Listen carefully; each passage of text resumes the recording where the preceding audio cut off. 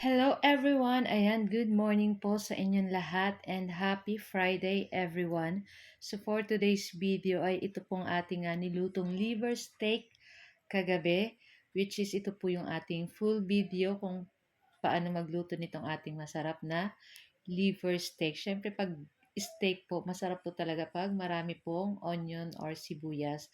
So meron po tayo dito nga atay ng baboy. Ayan, nilinisan na po natin yan at pig-slice lang natin ng medyo maninipis yung katamtaman lang po. Tapos syempre naglagay na po tayo dyan ng bawang, ng toyo, paminta, syempre itong ating kalamansi. Ayan, ibababad lang natin yan ng mga ilang minuto. Pero kung gusto niyo pong manuot palalo yung lasa is ibabad niyo po ng overnight. Pero kaya kami kasi guys, is siguro mga 30 minutes lang namin binabad kasi magdi-dinner na at syempre dapat makapagluto na tayo. So, ayun na nga at minix na natin yan dyan guys at naglagay rin po ako ng 1 teaspoon sugar at nagdagdag din po ako ng liquid seasoning. So, kayo na lang pong bahala mag-adjust ng mga panglasa na gusto niyo pong ilagay. So, ayun na nga, after 30 minutes guys, ayan, magpainit na tayo ng kawali at maglagay na tayo ng mantika. Ayan, ipiprito lang natin po iyan, ating liver dyan. Ayan, side to side syempre.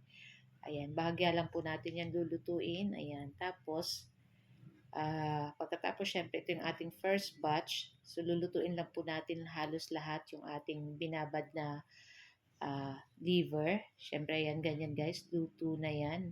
Yung ganyan nga guys, pwede na yan natin makain. Masarap na po yan. So, yan na nga. So, kung ano ka po, tawag nito? Kung hindi ka tulad namin na mahilig sa liver, ay pwede nyo naman i-skip po yung itong video. Ayan. So, yan na nga. At pagkaluto ng ating liver, ayan, syempre, dun sa ating pinagpritusan ng ating liver, hindi na natin hinugasan. So, nagbawas lang tayo ng konting mantika at tinanggal natin yung ibang mga medyo parang natutong na bawang. Pagkatapos naglagay na tayo ng butter at naglagay po tayo ng konting bawang uli at nilagay natin yung kalahating pig slice natin na sibuyas. So, meron pa tayong mamayang panlagay para pang toppings dun sa ating liver. So, ayun ang ating binabada. Nilagay na rin natin dyan.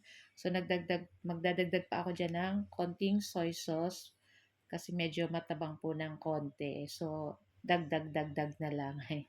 So, ayan na nga at kumukulo na at pwede na rin natin ilagay dyan yung ating liver. Ayan, lutuin lang natin yan ng bahagya para hindi po kumunat or tumigas yung ating liver. So, ayan na nga at luto na rin yan guys. So, pwede na rin natin patayin yung apoy. Pero before niya, syempre ilalagay na natin dyan yung ating natirang sibuyas. Ayan, talaga masarap po talaga ay marami po ang sibuyas. So, ayan na nga at mainit pa ay tara na at samahan nyo na po o, di ba, nabilit na tayo. Samahan niyo na rin po kaming kumain, guys. So, thank you guys for watching. See you next video. Ciao!